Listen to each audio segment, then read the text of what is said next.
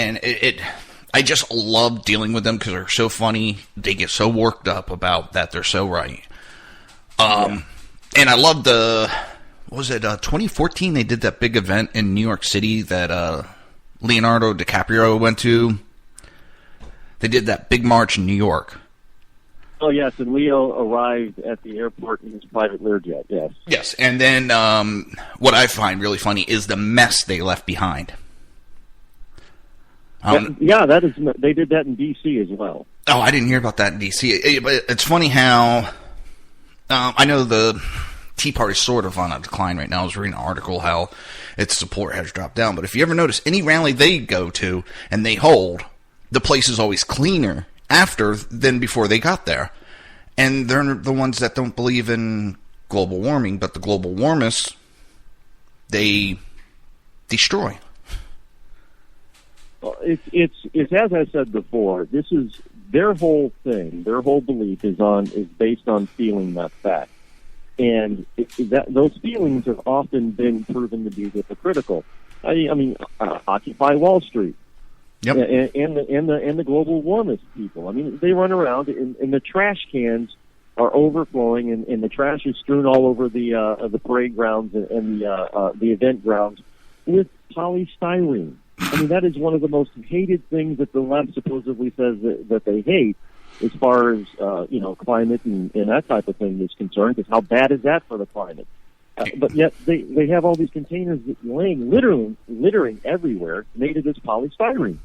And then you go to other places that more conservative-leaning people attend, and not only is there less garbage, but they use less of that polystyrene. This has been proven over and over again. Mm-hmm. The conservatives, even to change the subject a little bit because it's going on in Florida, we recently had a bear hunt. And you got these left that are freaking out about the bear hunt, and the state had said, okay, we're going to go, I think it was like 300, 325. And they set it up for a week. Well, within the weekend, they got that 325. The state shut down the hunt. And these people are freaking out over hunters hunting bears and that. And I'm like, coming from a family that spent a lot of times on a farm and all that,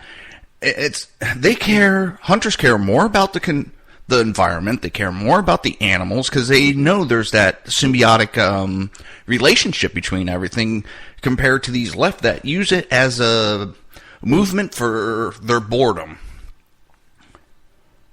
Their movement for boredom and their movement for control, low self-esteem and control. Because it makes them feel better. It's a movement about feeling. It makes them feel better to think that they're actually a part of something. They're not doing anything absolutely at all, but it makes them feel good to think that they are. It's all about feeling. So if it makes them, the whole thing, if it feels good, do it type of thing. This is directly out of the '60s movement, the Flower Child movement. Yeah, if it feels good, do it. What is it? I was saying the other day. Today's politician is yesterday's hippie, and today's radical movement is the '60s radicals. It's just they traded in for suit and ties and bided their time they had ability to have control. They have the ability, and again, you want to talk about hypocritical notions. Now, you had in the '60s, never trust anyone over 30, and don't buy into the system of the man. You don't need this job that try to get rich all the time. And what do we have today? The baby boomers are probably one of the most greediest generations that we've ever had as far as money is concerned. And they pass that down to their children, who are now occupying Wall Street. But at the same time, these people in Occupy Wall Street, they're lambasting, corporate America. But what do? They support some of the biggest corporations on the planet. They love Apple. That's what I was just ready to say. One of the pictures, they have the woman's like lambasting capitalism and big business as she's on her iPhone. Yeah. So and overrunning Starbucks. Yeah. And some places I won't use. Listen, it's time for our break real quick. Hopefully you can stay on for a little while.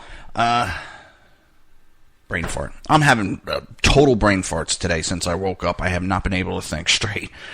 But it's going to be commercial. We'll be right back after these commercial breaks.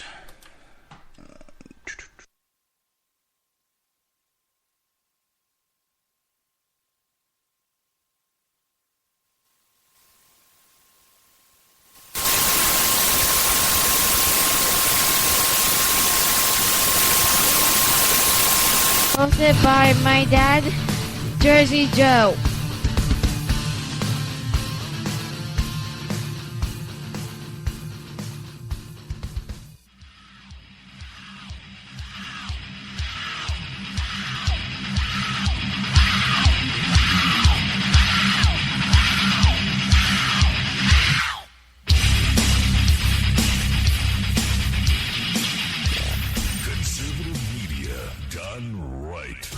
You're listening to the SHR Media Network. In a world controlled by corrupt politicians. You got a business. You didn't build that. A team of ordinary men emerge from the ashes to give voice to the voiceless and hope to the hopeless. Sackhead Sean. Dude, I'm not saying Catholic, stupid. Sackhead Clint. All good friends of ours usually show up drunk. Also starring Sacco as the producer. I'm a little bit drunk, 'cause I'm drinking. They are the Sackheads Radio Show. Every Wednesday at 8 p.m. Pacific on shrmedia.com. Times are dark. The people are misled by corrupt politicians, lied to by establishment media, and deceived by the false messages of Islam. A nation looking for direction needs a guide. It needs a man with a cane. I'm Dave Milner. Join me on Spreaker, SHR Media, Pundit Press Radio, and YouTube through the SHR Media page for a different kind of commentary on the unpleasant blind guy. Because the truth is not always pleasant. Hey, it's Jersey Joe from Revear of Common Sense, and we have moved to a new night and time every Wednesday night at 8 p.m. Eastern Standard Time on shrmedia.com. You will catch the Revear of Common Sense uncensored, unfiltered, and only on shrmedia.com.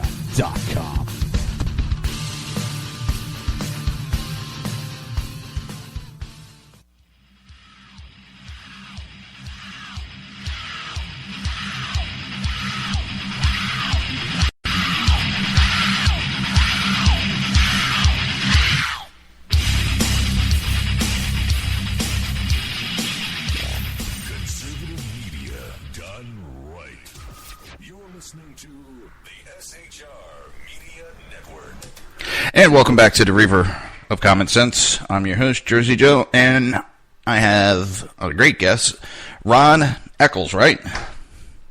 Yeah. Okay. I have a bad habit going back to my days in EMS of messing up last names. The easiest last names, and I would mess it up. Don't ask me why.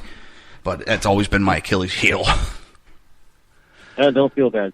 Sometimes I'm on the air and I mess up somebody's name, and then I look at it again after I've totally butchered it and realize that, this is how it's pronounced, and it's rather easy. But, it's okay, because people butcher my name all the time, and I don't get upset about it.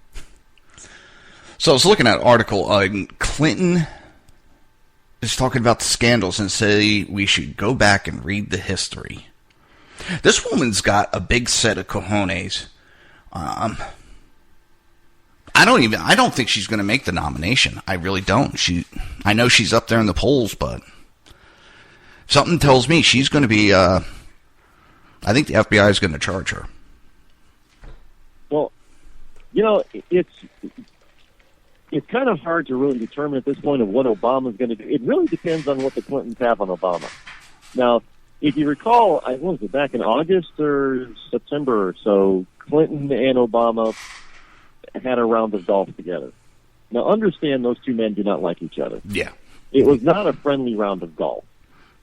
They were out there postulating, I'm sure, and posturing, telling each other what they had on each other, that, certain things didn't happen, that they were going to be exposed. But that's the thing, I think, why Obama has unleashed the FBI onto her, because they do have stuff on him, so therefore he's going to discredit her, sort of like they did to Petraeus. Yeah, you would think that would be the case, and the reason why I was under that impression before is because he was edging Biden to get into the race, and then all of a sudden he tells Biden, don't get into the race, and Biden doesn't get in. So, and make no mistake about it, this whole decision about the presidential race, Biden had nothing to do with it. Oh, yeah. Joe Biden was out of the loop until Obama came to him and said, hey, Joe, you should run. And, hey, Joe, I think you should run. Oh, okay, I'll run. I'll think about it. And then, after, hold off on that decision, Joe. And this is why it took Joe so long to decide, because anybody else would know whether or not they have the chutzpah and the energy and the will to run for the presidency. It's not something that's going to take you 2 or 3 months to figure out. Yeah. But then finally it came, and, Obama put the hammer down and said, sorry, Joe, you can't run. And Joe, being the good, dutiful second in command, he went along with it. And frankly, I think his heart was a little bit... He was asked to do it, and I think his countenance rose a bit, especially after his son passed away. I think he was feeling a little bit more energized. And watching him give that speech about him not running, there was a little dejection in his eyes. And I'm not the only one who's noticed that. Not to mention, the speech was not of a speech of a man who decided not to run. It was a speech of a man who was ready to run and wanted to run, but isn't running. I don't disagree on any of that. Just with the Hillary, I think they're trying to discredit her because this is my take on it. I think Obama's feeling that if she runs for president, she gets the nomination, that she'll say anything and everything to get elected. And that would mean throwing Obama under the bus with information that could get him in trouble. She'll do it. So that's why... Well, the only thing is they have to find a replacement then, because the DNC does not want Sanders to get the nomination. They pretty much made that clear. Yeah, they made that clear, just... So there's a dark horse out there, because, the other Democrats are dropping out. Here's mine. At last minute, and if you remember in 2008, you never really heard about Obama until the very last minute. Then Pretty much, yep. Elizabeth Warren. That name keeps popping up, and I don't know if they can actually convince her enough to get in, because believe it or not, I think what the real thing is going with Elizabeth Warren is that she doesn't. It's not that she doesn't have her eyes on that prize, because she does. Yeah. However, she has given so much support behind Bernie Sanders that she is more likely than not to be his vice presidential candidate. Now, here's why I say that.